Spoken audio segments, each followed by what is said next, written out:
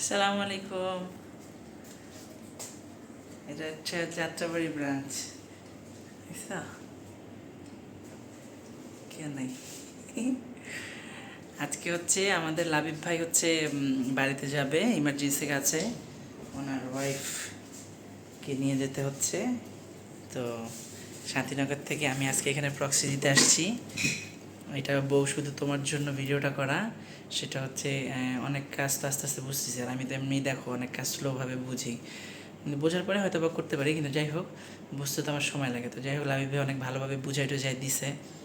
তো তারপরেও কিন্তু দেখা মনের মধ্যে একটা ভয় লাগে যে আসলে পারবো কি পারবো না, বা অনেক বিষয় থাকে, নতুন নতুন কাজ আসে। তো ভয় পেলে হবে না, সাহস করে করতে হবে। যেমন এই যে এখন ভয় লাগলো, আমি মনে হচ্ছে যে না পারবো, চেষ্টা করি, বা ফোন দিয়ে হোক যেভাবে হোক কাজগুলো করা লাগবে বা করতে হবে, শিখতে হবে।